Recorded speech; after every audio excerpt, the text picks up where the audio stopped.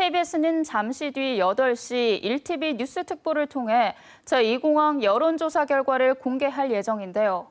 제주 제2공항 건설 계획과 입지 발표부터 어제까지 진행됐던 도민 찬반 여론조사까지 6년 동안의 제2공항 주요 추진 일지를 짚어보겠습니다. 2015년 11월 국토교통부는 제2공항 건설 계획과 함께 서귀포시 성산읍을 입지 후보로 발표했습니다. 갑작스런 2공항 입지 발표에 절차적 투명성이 보장되지 않았다는 반대 주민들의 항의가 잇따랐지만 제주 제2공항 개발 사업은 이듬해 예비 타당성 조사를 통과합니다. 하지만 반대 주민들은 이 결과에 의문을 제기하며 급기야 용역진을 형사 고발했는데요. 제주 제2공항 갈등이 표면화되기 시작한 겁니다. 2017년 제주도와 반대단체 국토교통부가 입지 선정의 부실 의혹을 검증하기로 합의하며 갈등이 일단락되나 싶었습니다. 이듬해 관련 용역이 시작되고 국토부와 반대단체가 7명씩 재조사 재검토위원회를 꾸려 활동했지만 같은 해 12월 제2공항 입지 선정 재조사 검토위는 서로의 입장차만 확인한 채 당초 약속했던 권고안 형태의 결론도 내지 못하고 활동을 종료했습니다. 2019년 4월 어렵사리 국토부와 2공항 반대단체가 검토위 재개를 합의하고 4차례 공개 토론회까지 열었지만 이번에도 권고안을 만들지 못하고 활동을 마쳤는데요. 이 사이 국토부는 전략 환경영향평가서를 환경부에 제출하며 제2공항 사업을 정상 추진했지만 잇따른 부실조사 논란과 환경부의 3차례에 걸친 보완 요구로 아직도 기본 계획을 고시하지 못하고 협의를 진행하고 있습니다. 2공항 건설 사업이 좀처럼 결론을 내지 못하고 갈등만 반복하자 2019년 11월 제주도의회는 도민 사회 갈등을 해소하겠다며 제2공항 갈등 해소 특별위원회를 출범시킵니다.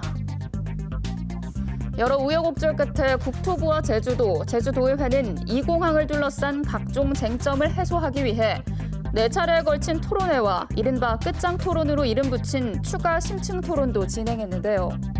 토론회를 진행하며 각 쟁점에 대한 국토부와 반대단체 측의 입장을 알리고 각종 정보를 공개해 도민 스스로 판단할 수 있게 하자는 뜻이었습니다. 도민 의견을 어떻게 모을 것이냐에 대한 여러 견해가 있었지만 제주도와 도의회는 여론조사라는 방식으로 2공항에 대한 도민 의견을 수렴하기로 합의하면서 15일부터 어제까지 여론조사기관 2곳에서 2공항에 대한 여론조사를 진행한 겁니다. 2공항 도민 찬반 여론조사 결과는 잠시 뒤인 8시 KBS 1TV 뉴스 특보를 통해 공개됩니다.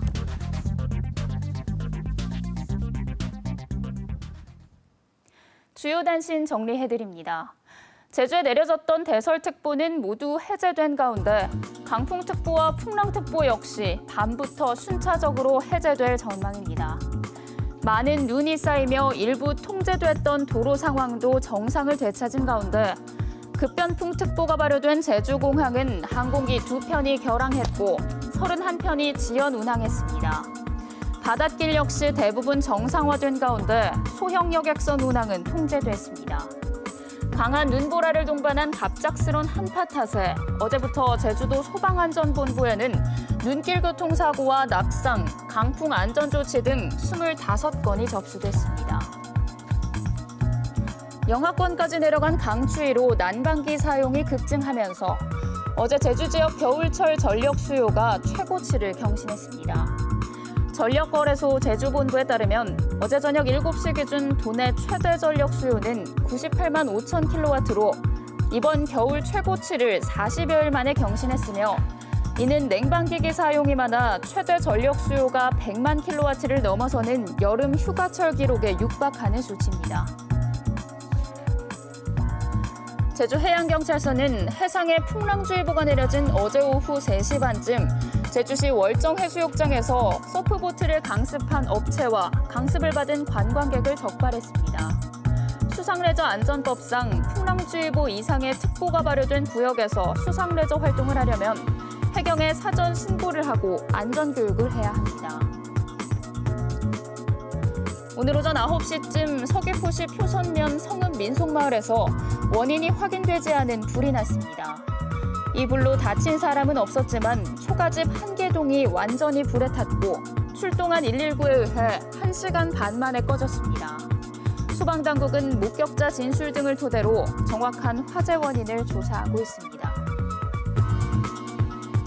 제주지방법원 제2형사부는 헤어진 여성을 감금해 폭행한 뒤 도주하다 붙잡힌 38살 강모 씨에게 살인미수죄 등을 물어 징역 30년을 선고하고 아동청소년 관련 기관과 장애인 복지시설 취업 제한 10년, 전자발찌 부착 20년을 명령했습니다. 강 씨는 지난해 11월 헤어진 여성을 제주시내 자신의 집으로 끌고 가 사흘 동안 폭행해 중상을 입히고 수사망을 피해 나흘 동안 도주한 혐의로 재판에 넘겨졌는데 재판부는 피고인이 죄질이 매우 나쁘다며 검찰 구형 25년보다 무거운 형을 내렸습니다.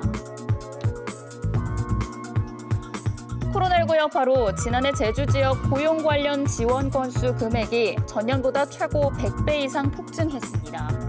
제주도에 따르면 지난해 도내 고용유지지원금 신청이 7,100여 건에 5만 8천여 명으로 전년 대비 건수론 89배, 인원으론 140배나 폭증했습니다.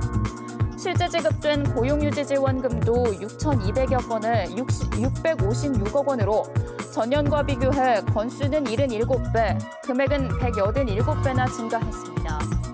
제주 고용센터를 방문한 인원도 코로나19 발생 이후 하루 평균 1,600명 선으로 2019년보다 4배 이상 급증해 고용 불안 상황을 반영했습니다. 지금까지 뉴스브리핑이었습니다.